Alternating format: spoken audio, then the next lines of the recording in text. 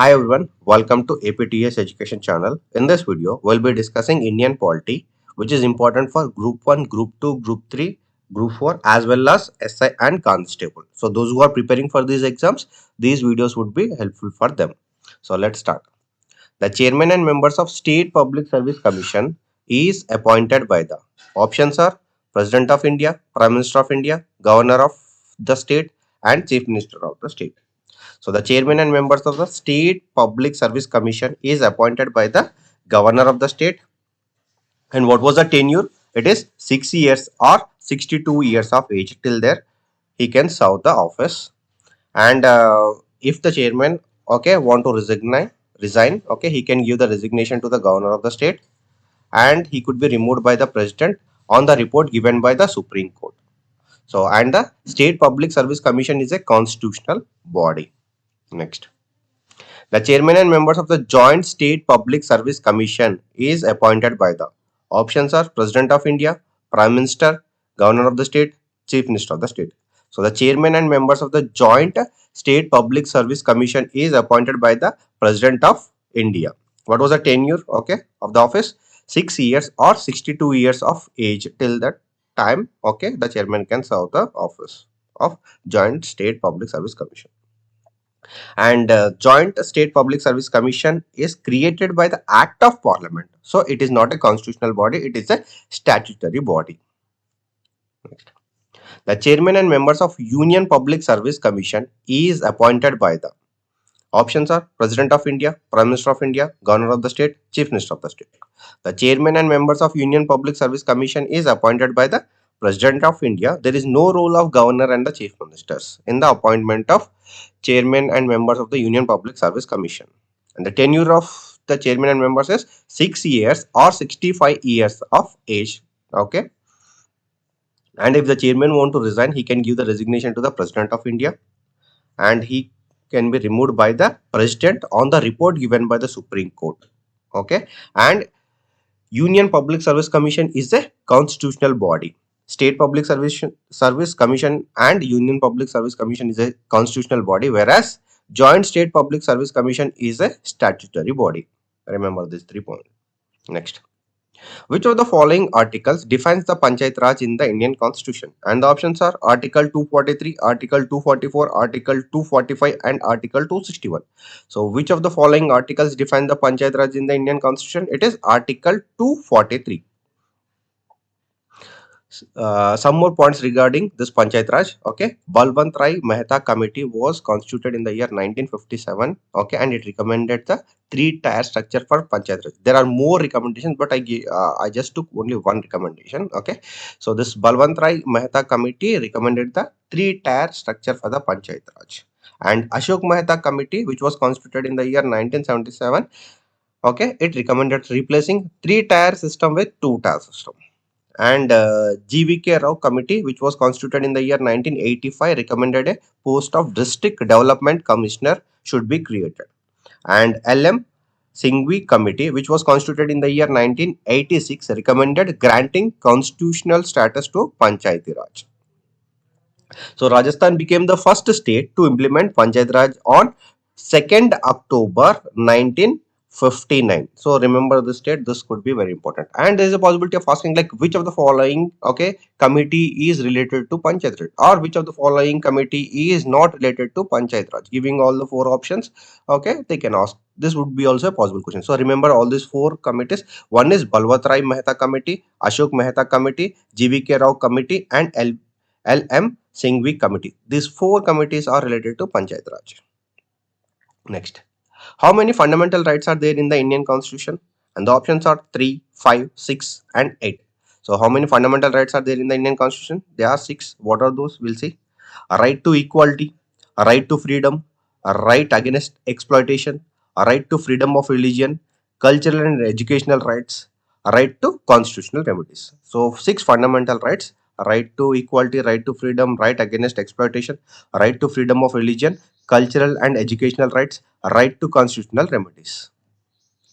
Next. The Chief Justice of India and the judges of Supreme Court are appointed by the options are Prime Minister, President of India, Law Minister of India, and Vice President of India. The Chief Justice and and the judges of Supreme Court are appointed by the President of India.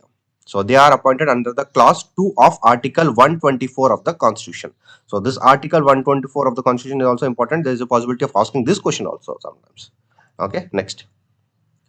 The Chief Justice and judges of High Courts are appointed by the options are President of India, Chief Justice of India, Prime Minister of India, and Governor of the state. The Chief Justice and judges of High Courts are appointed by the President of India, and they are appointed under clause 1 of Article 217 of the Constitution. Next. An amendment to the Constitution of India can be initiated by an introduction of a bill in the options are Lok Sabha only, Rajya Sabha only, either Lok Sabha or Rajya Sabha, or all the state legislatures. So, if there is an amendment to the Constitution of India, can be initiated by introduction of bill in, okay, in either Lok Sabha or Rajya Sabha. Okay. Next. Which among the following is not a classical language of India? Options are Tamil, Telugu, Sanskrit, and Hindi. So, which of the following is not a classical language of India? It is Hindi. So, we have 6 classical languages. Okay, we'll see what are those: Telugu, Tamil, Sanskrit, Kannada, Malayalam, and Odia. Okay, Tamil was the first classical language of India, and Odia was the recently added. Okay, remember this 6: Telugu, Tamil, Sanskrit, Kannada, Malayalam, and Odia are the 6 classical languages of India. Tamil was the first and recently added was Odia. Next. The main objective of 12th 5-year plan is options are inclusive growth and poverty reduction, inclusive and sustainable growth, sustainable and inclusive growth to reduce unemployment, foster sustainable and more inclusive growth. So the main objective of the 12th 5-year plan is faster, sustainable, and more inclusive growth is the main objective of the 12th 5-year plan. Okay, now we don't have like 5-year plans. Now it was replaced by Niti Aayog, but anyhow, like there is a possibility of asking questions. Okay, what are the objectives of 12th 5th one? Okay, so 12th is faster, sustainable, and more inclusive growth. Next. Which one of the following schedule of the Constitution of India contains provisions regarding anti-defection? And the options are second schedule, fifth schedule, eighth schedule, and 10th schedule. So, which of the following schedules of the Constitution of India contains provisions regarding anti-defection? It is 10th schedule. Next. 10th schedule of the Constitution was added by which amendment of the Constitution? And the options are 52nd Amendment Act, 65th Amendment Act, 89th and 101 Amendment Act. So 10th schedule, okay, the 10th schedule of the Constitution was added by the 52nd Amendment Act of 1985. This is very important. Okay, and this, okay, is also known as anti-defection law. Just recently in the previous question we have saw. Okay, 10th schedule is related to anti-defection law. Okay, if they ask you like anti-defection law is related to which schedule of the Constitution, then 10th schedule of the Constitution, remember. And which amendment, like by 52nd Amendment Act of 1985, this was added to the Constitution. Next. In the Constitution of India, promotion of international peace and security is included in the options are preamble to the Constitution, directive principles of state policy, fundamental duties, and 9th schedule. So the promotion of international peace and security is included in the answer is directive principle of state policy. DPSP also there is an option.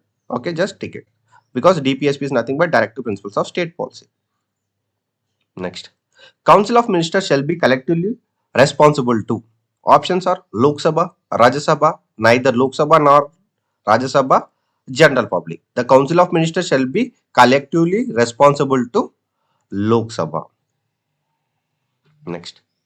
Which of the following statement is incorrect regarding no confidence motion in India?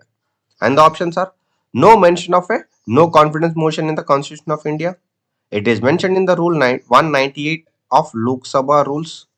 A motion of no confidence can be introduced in the Lok Sabha only, and a motion of no confidence can be introduced in the Lok Sabha and Rajya Sabha. So, which of the following statement is incorrect regarding no confidence motion in India? And the answer is a motion of no confidence can be introduced in the Lok Sabha and Rajya Sabha is the incorrect statement regarding no confidence, because it is introduced only in the Lok Sabha, and it is mentioned. See, this no confidence motion is not mentioned in the Constitution of India. Okay, it is mentioned in the Rule 198 of Lok Sabha rules. So I think we are done with this. Okay, 15 questions. So if you like our videos, please subscribe to APTS Education channel. All the best.